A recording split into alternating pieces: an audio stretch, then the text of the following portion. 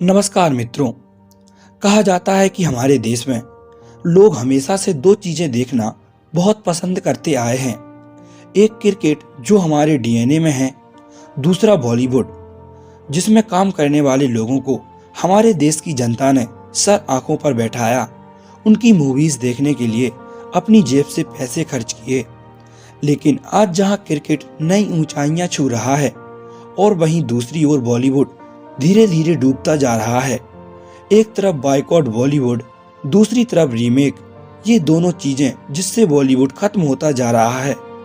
बॉलीवुड यानी हिंदी सिनेमा। तो आज हम आपको हिंदी सिनेमा के स्वर्णिम युग में ले जाएंगे, जब भारतीय सिनेमा को हिंदी सिनेमा ने एक विश्व स्तरीय अलग पहचान दिलाई थी। साथ ही हिंदी सिनेमा का इतिहास भी काफी पुराना और सुनहरा है। हम आज की बात नहीं कर रहे, ये बात आज से 40 साल पहले की है, यानी 1980 के टाइमलाइन की, जहां हिंदी सिनेमा अपने पीक पर था। लो बजट मूवीज उस दौर की सबसे बड़ी पहचान होती थी।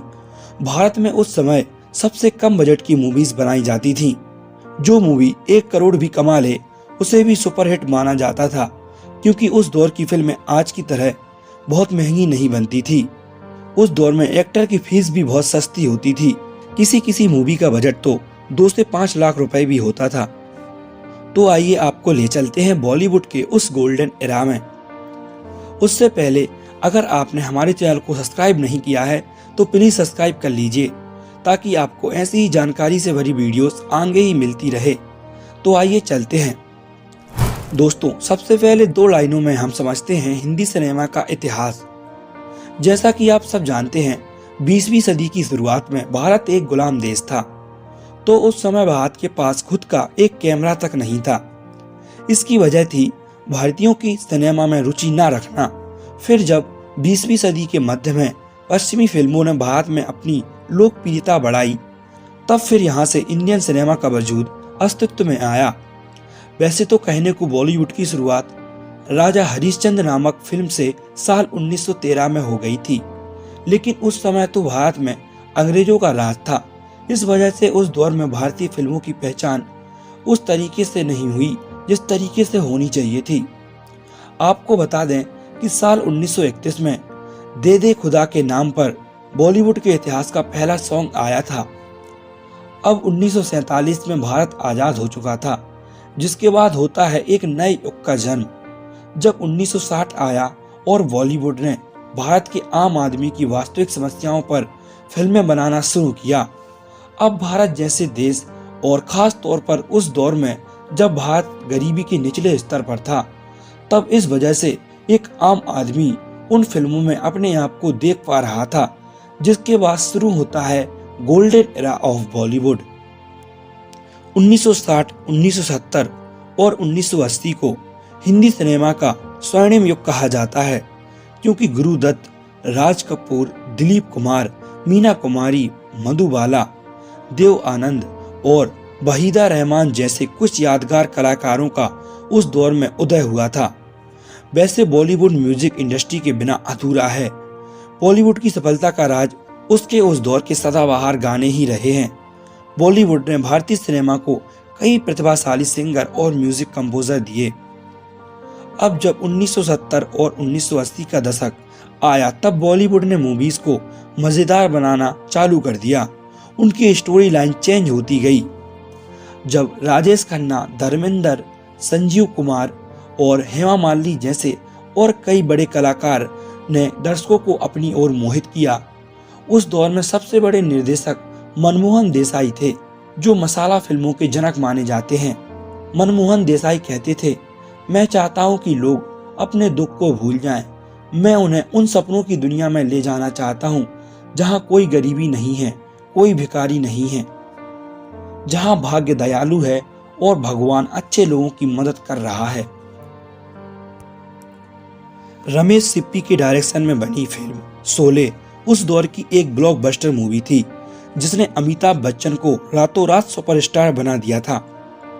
1981 में आई फिल्म उमराव जान में रेखा के उस असाधारण और शानदार अभिनय को दर्शकों ने खूब पसंद किया था। ये रही 1980 के दशक की कुछ ब्लॉकबस्टर मूवीज।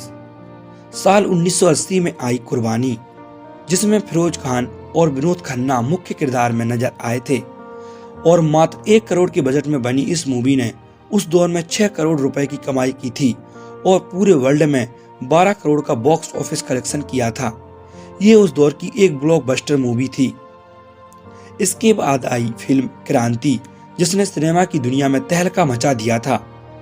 आज भी लोग इस फिल्म को कई बार देखते हैं। 3 फरवरी 1981 में आई इस फिल्म में दिलीप कुमार, मनोज कुमार, शशि कपूर और हेमा मालिनी लीड रोल में थे। इस फिल्म के वैसे तो सभी गाने फेमस हुए थे, लेकिन जिंदगी की न टूटे लड़ी, प्यार कर ले घड़ी दो घड़ी, इस गाने ने कई रिकॉर्ड बना दिए थे। आज भी 40 साल बाद ये गाने लोगों की जुबान पर रहते हैं। क्या गाना था ये।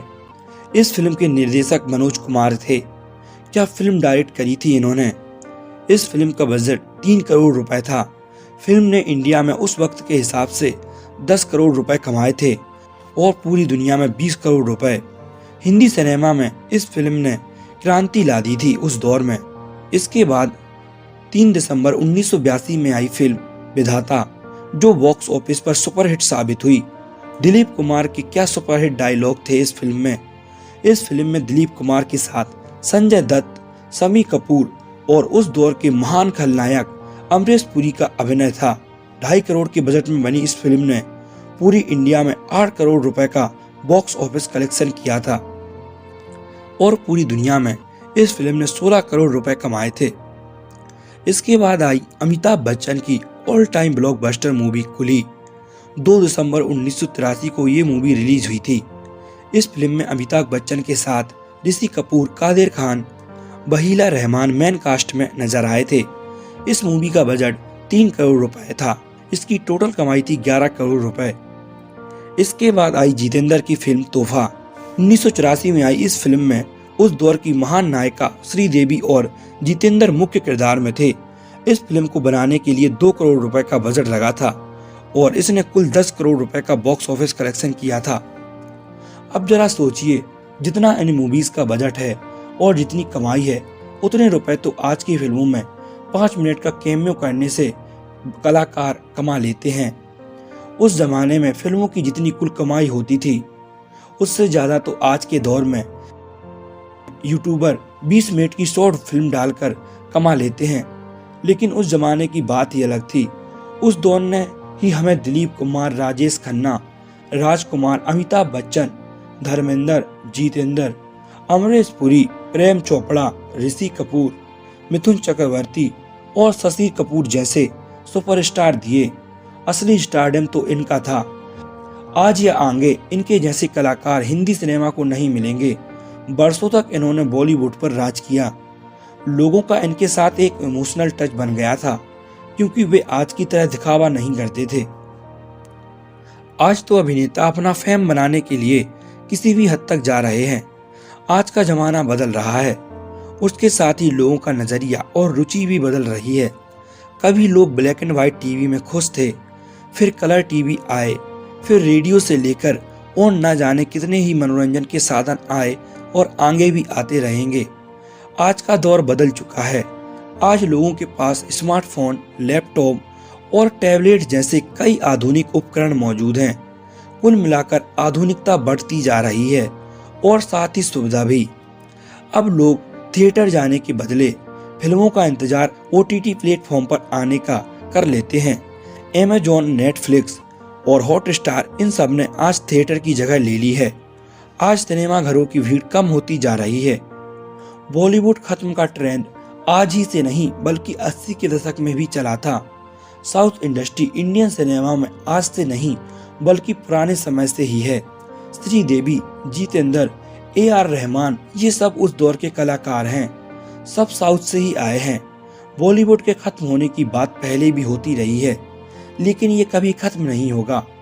80 के दशक में जब VCR आए, तब लोगों ने कहा कि बॉलीवुड खत्म, थिएटर खत्म, और अभी कुछ महीनों पहले कहा जा रहा था बॉलीवुड खत्म, क्योंकि OTT प्लेटफॉर्म आ गए थे। लेकिन बॉलीवुड कभी खत्म नहीं होगा, क्योंकि समय के साथ चीजें खत्म नहीं होती बल्कि और नए अंदाज में सामने आती हैं, नए रंग रूप के साथ। तो किसी और नई शुरुआत का मतलब ये नहीं होता कि पुरानी चीजें खत्म हो जाएंगी। वो हमेशा रहती हैं, बस उनका अंदाज और रूप बदल जाते हैं। वीडियो कैसी लगी हमें कमेंट में जरूर बताइए। आज के वीडियो में बस इतना ही। वीडियो को लाइक करना और चैनल को सब्सक्राइब भी कर दें। वीडियो देखने के लिए धन्यवाद।